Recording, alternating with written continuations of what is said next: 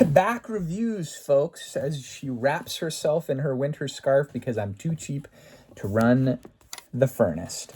We're going to be furnace. Okay, so we've done some John Candy starring movie reviews. Were you in on my review for The Great Outdoors? Did you do a review on that one with me? I don't know. Did you watch? I don't remember. Okay, so recently we watched a John Candy documentary, very poignant, directed by Colin Hanks, the son of Tom Hanks. And Tom Hanks, in his early career, he did a couple of different movies, I believe, with John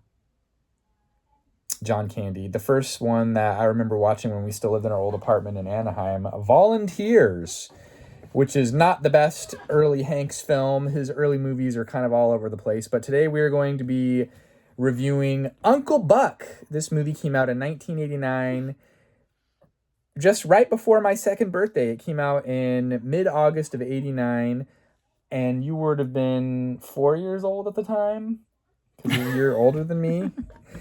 Fun fact, this is the first this is a John Hughes movie made by his production company, Hughes Entertainment.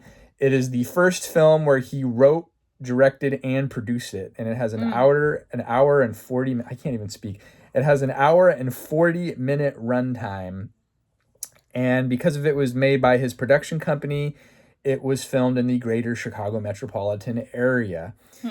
And interestingly enough, the high school campus that was featured in the movie, where the 15-year-old niece, who looks way older than 15, by the way, but she's supposed to be 15, the high school was vacant. And so most of the interior house sets were filmed there, and they built large sets inside of the high school's 3 gymnasiums, making large studio interior sets. So all the house scenes were filmed inside of high school gymnasiums. They made these sets. The movie was filmed in 1988.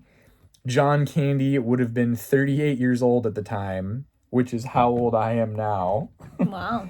And I don't know. It's just crazy to think that, like, 5 years later, he'd be passed away. That's so sad. And the movie had an approximately $15 million budget. It opened to mixed box office reviews, but was the number one movie in 1989 for 4 weeks straight.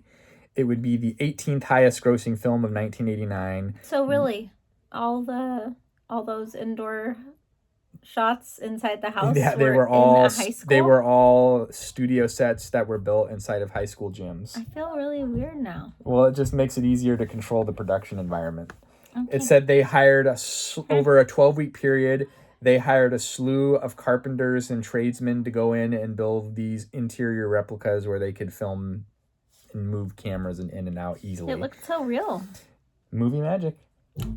So again, $15 million budget. It would go on to be the number 18th highest grossing film of 1989, $79.2 million at the box office. But again, mixed reviews.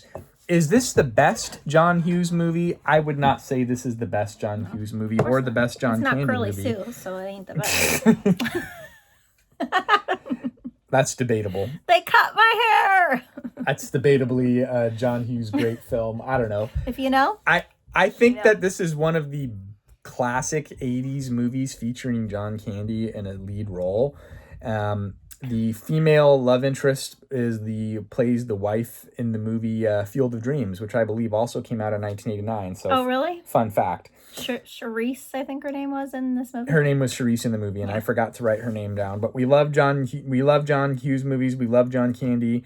The Rotten Tomato critic average, 61%, which is ridiculous.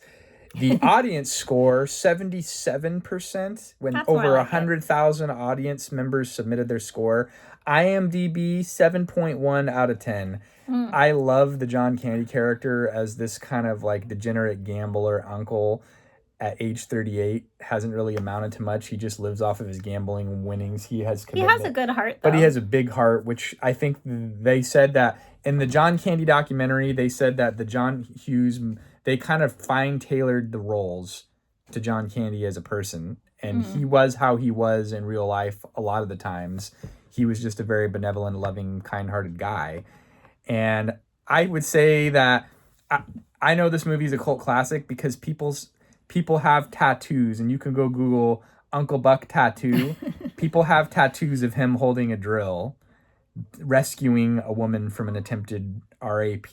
Can I say the word on YouTube? I don't know. That's why I We're spelled it about to out. find out. What would you rate this movie? And before we even get into our ratings, talk to me about. Okay, so when I'm thinking of top tier John Candy, top tier John Hughes, this is the movie that comes to mind, and we'll have to do a separate review for this particular film. I could not find my DVD copy of Uncle Buck, and we watched it on Amazon Prime. It might have been on Netflix. I'm not sure. Oh. But to me, I don't want to even rate this yet because this deserves Planes, Trains, and Automobiles deserves a separate review all of its own. Is But it 10 out of 7, as Samuel would say? it's up there. So talk to me about, was this your first watch of Uncle Buck? Because I've seen it before. No, I've seen it, but I had no memory of it. So it did not leave an impact on you. No, I wouldn't say that. I mean, I remember that I watched it, but I don't remember my vibes feeling as good the first time I watched it. All I remember is the vibes about it. I remember the vibes being like, with it before. And then this time I really loved it. So I don't know what changed. I have no memory of it before. All I know is that it sounds familiar, and I think I watched it in the past. I'm not sure. And then sometimes I forget plots from movies, but you know what I loved was that he was a relatable character in the sense that he didn't have his career and his romantic life figured out. Like, that part was kind of in shambles on those two fronts. But he was just a loving guy who, like, genuinely cared. Like, this was a person who, like, really cared about his family, but they kind of didn't really make the time to see him a lot, and they were busy. And they kind of frowned upon his life. Yeah. Because if the dad is like, they relocate from Indiana to Chicago for the dad's career advancement. And his brother. Yeah, the John Candy's brother. And the mom's father has a heart attack. But they seem kind of like not involved parents.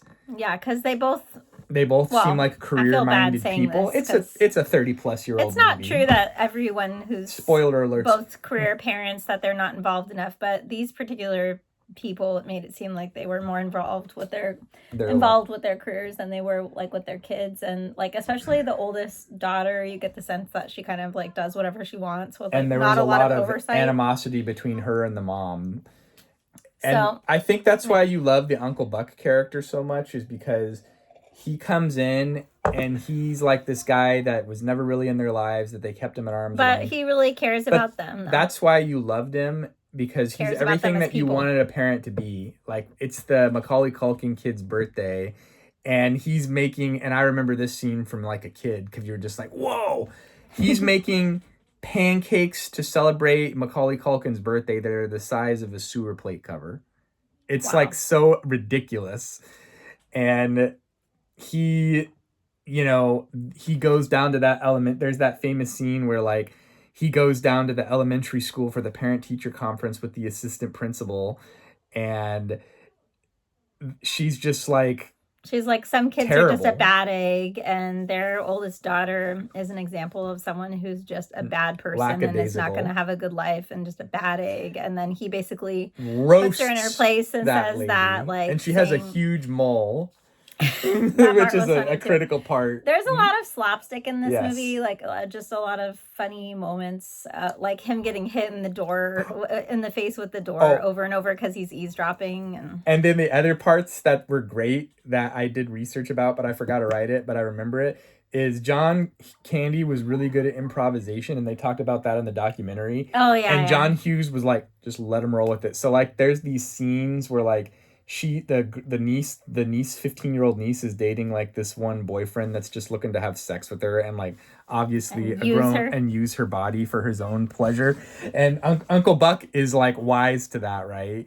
And then like he's like trying to intimidate this guy, and he just roasts this guy with like this bizarre tirades of like, hey, I got a hatchet in the trunk of my car. Do you want to see it? I keep it really sharp. And like none of that was like scripted. It's all just like they let John Candy just say and do And whatever wasn't he it not wanted. scripted with the Macaulay Culkin character too, when he said like, "I have a bunch of questions for you"? Oh and yeah, stuff there's like this that, scene, they and go that back makes and around forth. on Reels. You see it on social media. Yeah. There's this scene where Macaulay Culkin's like giving him the whole third degree of this It's 21 just questions. like, do you have a job? No. That's What not do you do for scripted. work? That's not No. scripted Like, either. that kind of stuff. That's an iconic scene. Like, where do you live? Do you live alone, or do you have a girlfriend? And like all this kind of stuff. But I'm just looking at this now, and I did not. Oh no, this is Planes, Trains, and Automobiles. Sorry. Still not the right video. Let's just dig into the reviews. We're going on 10 minutes. I'm gonna go 4 out of 5 on Uncle Buck. I think it's a great movie. It's a classic. I think it's 4 out of 5 because of, and the number one reason why is because of the relationship between what I consider the two main characters, the Uncle Buck guy and the oldest daughter. Yeah. And she hates him with a passion at first. And tries to sabotage his life. Yeah. She tries to sabotage his love life as payback for what she considers him messing with her life, until she realizes that, like, he's just trying to protect her. Uncle Buck, you were right about everything. Yeah. And like, he's basically the only dude in her life that was like actually looking out for her, like as a person, and involved and really cared. So anyways, yeah, it's a good movie. Never judge a book by its cover, folks. It's got a bit of cursing. The kids did watch it with us. They were kind of in and out of the room. Yeah. But yeah, overall, maybe for some of the older teens, it might be more appropriate for them. Not so much the young kids. When my 5-year-old was in and out of the room, I was kind of like, okay, cover your ears. These are words we don't repeat. But I mean, but the slapstick humor is definitely funny for everybody too. So yeah, I'm 4 out of 5. It was a good watch. I'm telling you, Uncle Buck with that drill, breaking up that romantic whatever it was, it lives rent free in my head as he comes in with the drill. Almost assault. Yeah, almost SA as they say. I'm having to explain to my 12-year-old who no means no, hasn't really learned about that stuff quite yet, that yes, no means no. Until next time, folks. You don't want a Me Too moment. So. We'll see you then. Thanks for watching. Bye.